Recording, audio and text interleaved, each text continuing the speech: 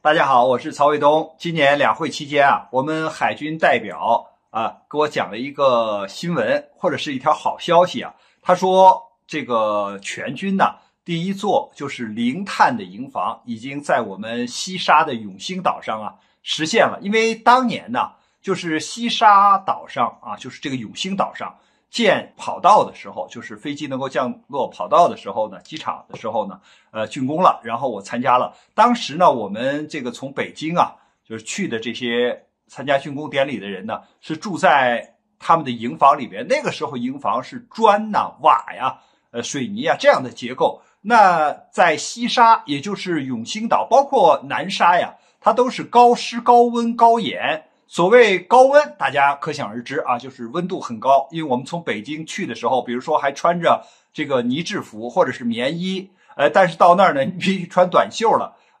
这个高湿呢，就是感到身上黏因为它湿度大。还一个呢，就是高盐，因为它这个就是海风带来的这个盐分非常高，所以它那儿的这个营房呢，我们住进去之后呢，在里面热的就很难受因为那时候也没空调，所以干脆就跑到这个外边来，就是树底下乘凉。那现在呢，它的这个零碳营房是什么样一种结构呢？首先，它不是砖瓦、水泥这样的结构了，那它的这种材料可以很好的隔热，也就是你阳光很难把它晒透。再有一点呢，就是它的这种冷热交换是一种冷热桥，就是技术，是把室内的热要排出去，但是呢，这个凉风、凉气要保持在室内，所以它有这样的一种技术。再有呢，就是过去我们条件要是为了得到改善的时候呢，就是空调除湿器就是要24小时的开不停的开。可是你在海岛上，你那个电怎么来所以要靠柴油发电机就是24小时的柴油发电。你柴油发电，你必然要消耗柴油那咱们讲是叫化石能源，对吧？包括你汽油什么，这都不属于化石能源吗？那你肯定有污染那现在怎么解决这个问题呢？就是利用它的这种日照强、温度高，所以呢，它基本上是采用太阳能。也就是说，我在一定的范围内采用了太阳能，它的热和光把它转换为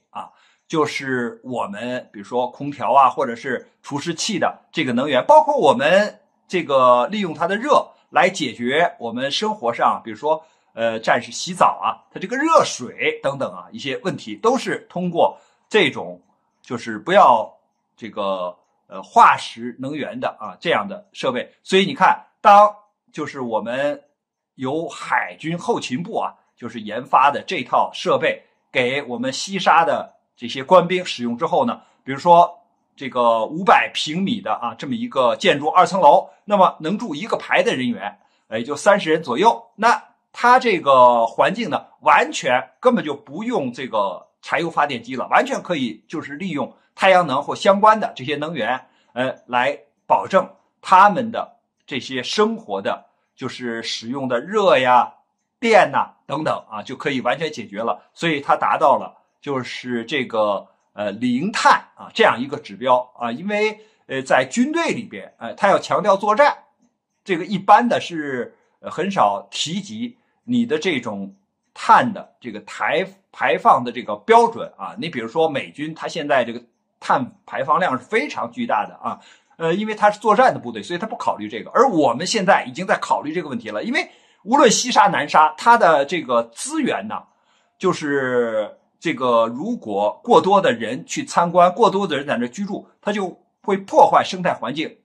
而我们采用了这种就是在建筑的过程中不用砖瓦、水泥这些建筑材料，用新型的这种建筑材料，我们也不在那儿搞柴油发电机，不搞其他的这种破坏环境的这些设备，那就可以达到这个零或者是碳的这个零或者零排放这样一个标准，或者非常高的一个保护自然环境的措施。那这个代表跟我聊天聊到这儿的时候呢，我就是非常高兴这向大家介绍一下我们的在西沙，将来在南沙肯定会越来越多的用这种材料来建造营房，用这种设备来解决就是零碳问题这个目前呢我们已经做到了。关于这个话题呢，我们今天先聊到这儿，感谢大家观看本节目，我们下期节目再见。